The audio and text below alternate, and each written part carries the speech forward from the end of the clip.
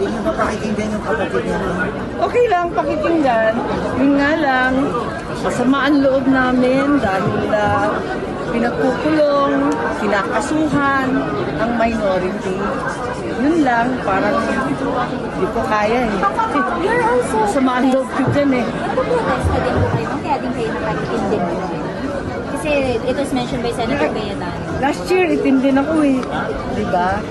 Itim. Yun ang aking tinakbo ng 2025 bilang senador, yung election campaign ko, itim. Ayun. But by not attending this year's SONA, is that a form of protest? Well, I think marami sa amin di pupunta. Pero last year, di na rin ako pumunta talaga. Ang sino pang hindi pupunta? Sorry. Sino pa pang hindi pupunta with you? Talagay ko, sina Sen Loren, Sen Cayetano, Sen Robin yata. Di ko alam kung sino pa yun. Was that a consensus po ng minority? Hindi. Nagtanungan nga lang kami ngayon eh. Wala namang usapan na mag-itim, wala namang usapan na hindi sisiko. Sobrang naglulok sa akin para sa Oo, alam naman niyo yung itim na aking slogan yung eleksyon at itutuloy ko lang. Laban ng tama, itama ang mali.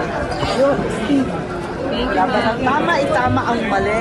2025, yun ang sinasabi ko at hanggang ngayon, sobrang dami pang kinakailangan itama. Yung Paloma na white hydrogen na sounds like fracking na binan na rin sa ibang lugar sa US. Kaya nais natin makita kung talagang mapipinsala ang ating kalikasan dahil ang balita talagang kasama din doon yung mga critical minerals, yung tinatawag na rare earth. Kasama rin doon ang galon-galon na mauubos ang tubig sa buong Central Luzon. Kabanbayan yan ng ating palay at lahat ng iba't iba pang tinatanim.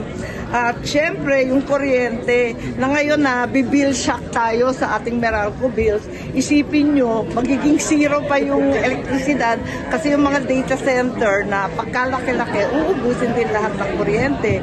Paano kaya tayo? Hindi naman ututol doon, kaya lang mag-ingat tayo na yung paxilica, hindi maging poxilica as in chicken pox, smallpox, at iba pang epidemya. Wag naman. Ma'am, ano na-expect niyo po sa continuation o mahiya naman kayo proclamation or statement ni Presidente? Di ba hindi naman kasi ng build-up dun sa kaso kay former Speaker Martin, panay ang build-up. Natawa nga ako kasi yung ombudsman nagre-recommend sa sarili na file charges. Pakinggan na lang natin, hindi ko alam, pero todo drum beating eh. Thank you. Magpipicture na po si Ma'am sa minority. Thank you. Ayun.